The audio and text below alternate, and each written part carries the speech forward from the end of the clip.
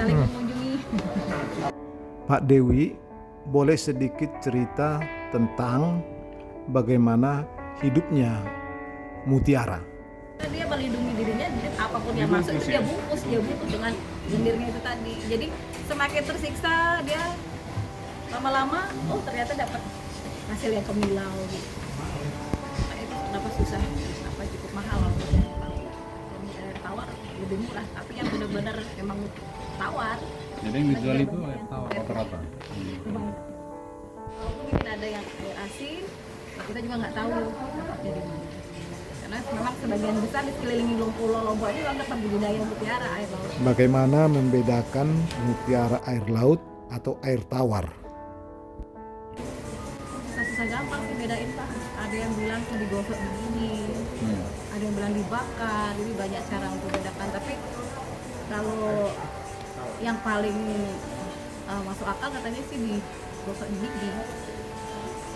Gosok pakai. Tapi nanti ditanya aja sama memang ahli kalau mau ya Pak ya.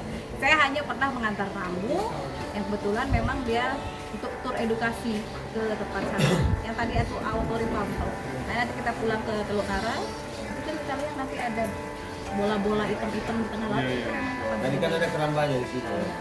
Dia kayak kurungan dia pakai kerangkeng itu bisa 12 sampai 10 viral. Kedalaman 8 meter, makanya ada rumah di tengah-tengah itu biasanya kalau mendekati panen itu penjagaan karena banyak mulai penyelam liar yang ingin itu dia patroli.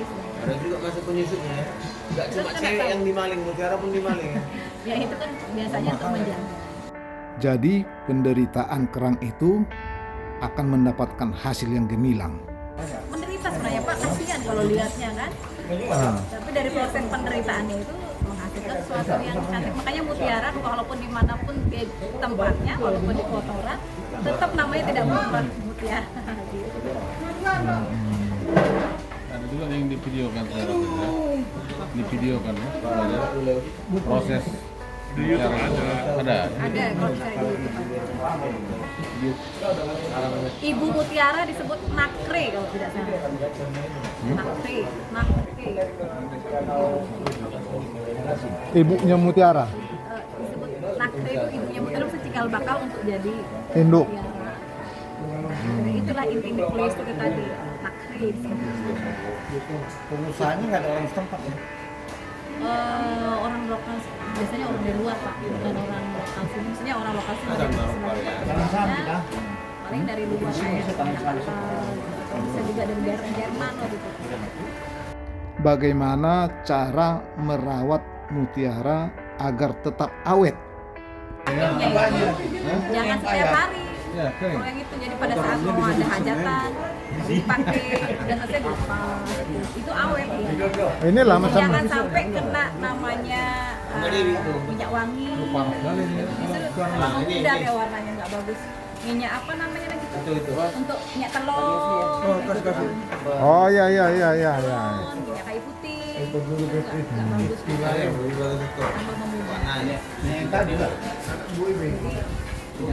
Sebenarnya Mbak Dewi suku apa? Sebenarnya asli Sasak Pak, suku Sasak. Oh, Sasak. Karena lahir besar di Lombok. Kemudian orang tua saya pun lahir besar di Lombok, dari kakek nenek lahir besar di Lombok. Cuman ada turunan dari Bali, dari leluhur. Gitu. Kan memang kenapa orang Bali di Lombok ada?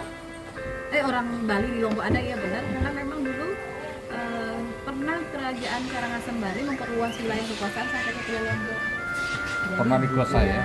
Jadi turun temurun, jadi yang masih menetap sini akhirnya sekian generasi akhirnya memang tinggal di sini, menikah di sini, ada yang kawin campur sama orang suku Sasak.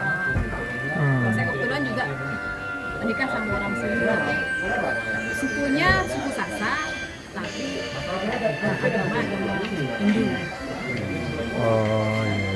Dia dari Bali juga keturunan sumbernya. Mbak Dewi berapa bersaudara?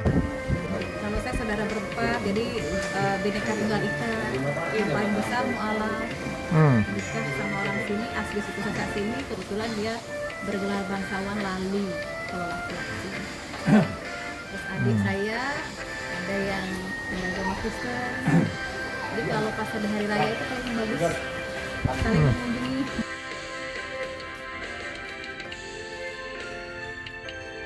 Bagaimana dampak COVID-19 di Lombok ini menurut Mbak Dewi? Di Lombok kan memang beda kayak di Bali ya Pak ya. Di Bali memang benar-benar hampir hidup di dunia pariwisata. Makanya terasa sekali, terpukul sekali kalau pandemi saat kita juga terasa ya di Bali, cuma masih 50% 50 lah Pak. Masih ada pertanian, masih bergerak di usaha lain lah. Nggak semuanya bergantung di pariwisata. Makanya pada saat gempa kemarin yang 2018 itu yang orang industri pariwisata aja yang berdampak gitu, tapi masih hidup lah, masih bisa survive lah istilahnya.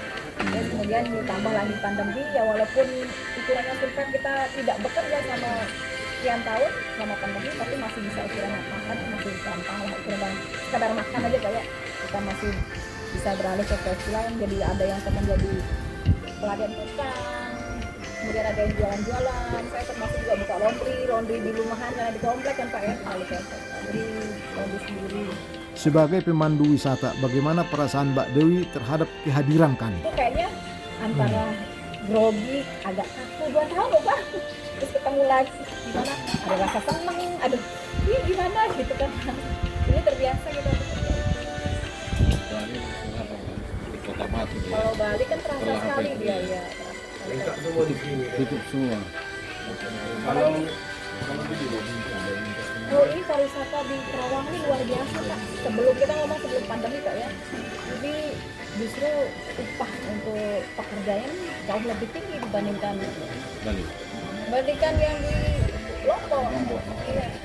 Karena di sini wisatawannya luar biasa, makanya di sini harga-harganya kenapa cukup mahal? Karena memang standarnya dolar, orang turis asing. Jadi kalau di pulau kayak jangankanlah rokok atau minuman ini harganya udah bisa 2 kali lipat. Ya. Mungkin karena logistiknya diambil dari seberang. Jadi aksesnya memang naik perahu semua. Kalau wisatanya luar biasa di Pak di sini. Kalau untuk ukurannya bisa cepat punya, bekerja di sini bisa cepat gitu. Tapi ya namanya pariwisata, kalau sudah namanya musibah atau keributan atau apa, tetap paling cepat dampaknya. Mereka di sini tidak ada restoran yang betul-betul taraf internasional gitu ya. Ada sebenarnya. Jadi selama pandemi, hotel-hotel besar, kemudian restoran-restoran besar itu tidak bisa eksis karena kenapa? Dia untuk maintenance dia butuh biaya, butuh tenaga. Mau dipaksakan setiap hari buka, tamunya dari mana? Jadi istilahnya pembiayaan itu dari mana? Jadi kayak justru yang hidup kayak UMKM sama warung-warung kecil. Jadi Oh itu ada di sini. iya di Lombok.